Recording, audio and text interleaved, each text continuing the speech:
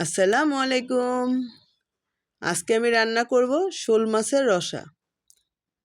এই শোল মাছের রসাটা রান্না করার জন্য কড়াইতে প্রথমে আমি পেঁয়াজ কুচি দিয়ে নিলাম। পেঁয়াজ কুচিটা হালকা ভাজা হয়ে গেলে এর মধ্যে একে একে সব মশলা দিয়ে নিচ্ছি। এখানে আমি দিয়ে নিলাম হাফ চা চামচ জিরা গুঁড়া, 1 চা চামচ পরিমাণ হলুদ গুঁড়া, 2 চা চামচ মরিচ গুঁড়া, আর আদা রসুন বাটা দিয়ে নিচ্ছি আমি এখানে প্রায় 1.5 চা চামচ পরিমাণ। এখন মশলাটা খুব সুন্দরভাবে একটু কষিয়ে নেব।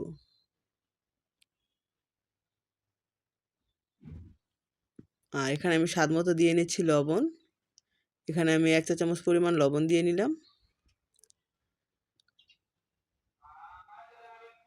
মশলাটা খুব সুন্দরভাবে কষানো হয়ে গেলে এর মধ্যে দিয়ে দিব আমি পরিমাণ মতো পানি।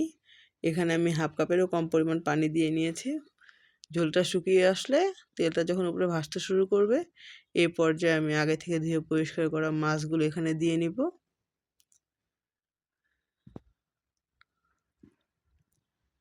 মাছটা দিয়ে আমি সুন্দরভাবে একটু মশলার সাথে ভালো করে কষিয়ে নিব।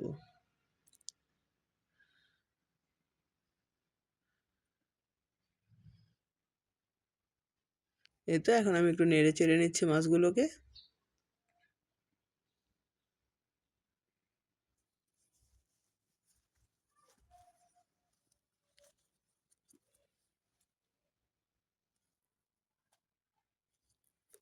এখন সামান্য পরিমাণ পানি দিয়ে আমি এটাকে ঢেকে রান্না করব প্রায় 5 মিনিটের মতো।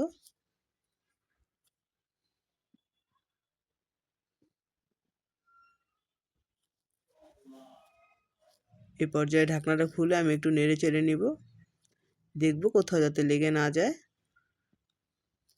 আর এখানে আমি আরেকটা কড়াইয়ের মধ্যে নতুন আলুগুলোকে কেটে আমি একটু ভেজে নিয়েছি।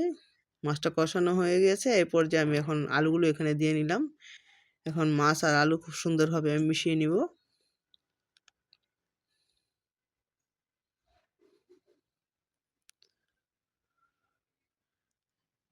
আর কিছু টমেটো কিউব করে কেটে রেখেছিলাম, সেটাও আমি এখন এখানে দিয়ে নিব।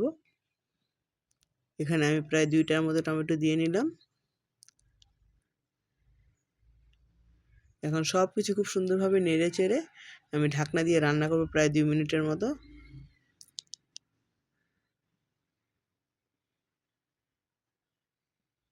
এখন এখানে দিয়ে নেব কিছু কাঁচামরিচ কুচি,